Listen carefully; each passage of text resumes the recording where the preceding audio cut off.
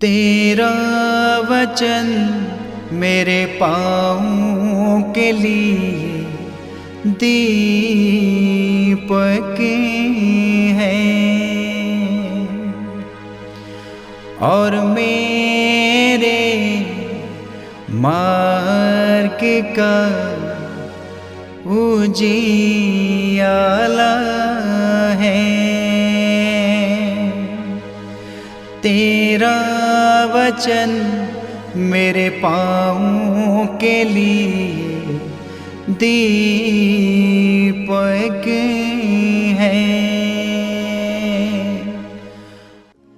22 जुलाई पहला पाठ कुरिन्थियों के नाम संत पौलुस का दूसरा पत्र अध्याय 5 पद संख्या 14 से 17 तक। मसीह का प्रेम हमें प्रेरित करता रहता है, क्योंकि हम ये समझ गए हैं कि जब एक सबों के लिए मर गया है तो सभी मर गए हैं। मसीह सबों के लिए मर गए हैं, जिससे जो जीवित है वह अब से अपने लिए नहीं बल्कि उनके लिए जीवन बिताएं जो उनके लिए मर गए और जी उठे हैं। इसलिए हम अब से किसी को भी दुनिया की दृष्टि से नहीं देखते। हमने मसीह को पहले दुनिया की दृष्टि से देखा है, किंतु अब हम ऐसा नहीं करते। इसका अर्थ ये है कि यदि कोई मसीह के साथ एक हो गया है तो वह नया मनुष्य बन गया है। पुरानी बातें समाप्त हो गई हैं और सब कुछ नया हो गया है। ये प्रभु की वाणी है। ईश्वर को धन्यवाद। भजन अनुवाक्य। हे प्रभु मेरे ईश्वर, मेरी आत्मा तेरे लिए तरसती है। हे प्रभु मेरे ईश्वर, मेरी आत्मा तेरे लिए तरसती है। हे ईश्वर, तू ही मेरा ईश्वर है। मैं तुझे ढूंढता रहता हूँ। मेरी आत्मा तेरे लिए तरसती है। जल के लिए सूखी संतप्त भूमि की तरह मैं तेरे दर्शनों के लिए ललायत हूँ। अनुवाक्य। हे प्रभु मेरे ईश्वर, मेरी आत्मा तेरे लिए तरसती है। मैं तेरे पवित्र मंदिर में तेरा सामर्थ्य और तेरी महिमा देखना चाहता हूँ। तेरा प्रेम प्राणों से भी अधिक वांछनीय है। मेरा कंठ तेरी स्तुति करता रहेगा। अनुवाक्य।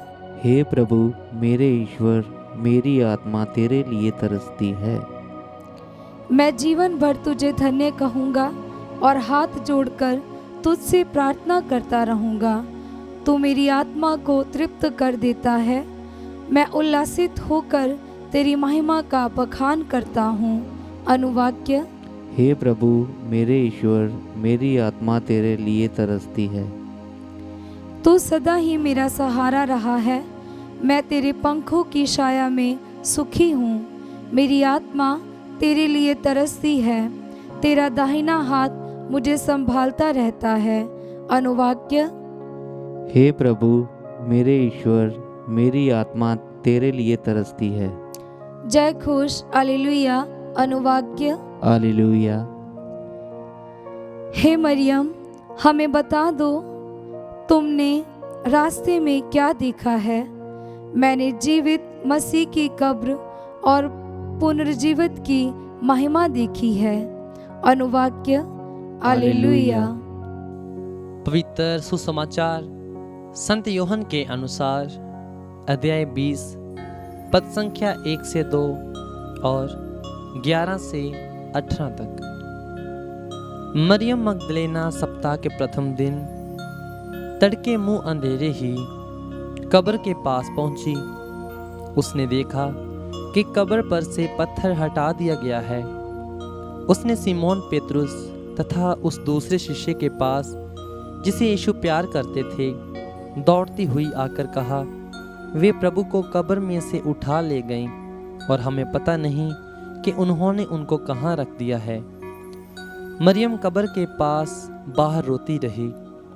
उसने रोते रोते झुककर कब्र के भीतर दृष्टि डाली और जहाँ यीशु का शव रखा हुआ था वहाँ उजले वस्त्र पहने 2 स्वर्गदूतों को बैठा हुआ देखा, एक को सिरहाने और दूसरे को पैताने।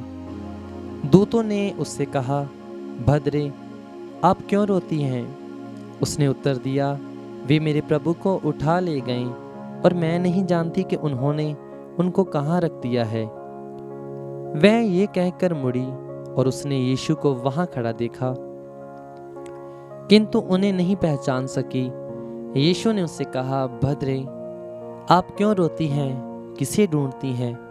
मरियम ने उन्हें माली समझकर कहा, महोदय, यदि आप उन्हें उठा ले गए हों तो मुझे बता दीजिए कि आपने उन्हें कहाँ रख दिया है और मैं उन्हें ले जाऊंगी। इस पर यीशु ने उससे कहा, मरियम। उसने मुड़कर इब्रानी में उनसे कहा, रब्बोनी, अर्थात गुरुवर। यीशु ने उससे कहा, चरणों से लिपटी रहकर मुझे मत रोकना, मैं अब तक पिता के पास ऊपर नहीं गया हूँ। मेरे भाइयों के पास जाकर उनसे कहना कि मैं अपने पिता और तुम्हारे पिता, अपने ईश्वर और तुम्हारे ईश्वर के पास ऊपर जा रहा हूँ। मरियम मगदलेना ने जाकर शिष्यों से कहा कि मैंने प्रभु को देखा है और उन्होंने मुझे यह संदेश दिया है। ये प्रभु का पवित्र सुसमाचार है। क्रिस्त की जय।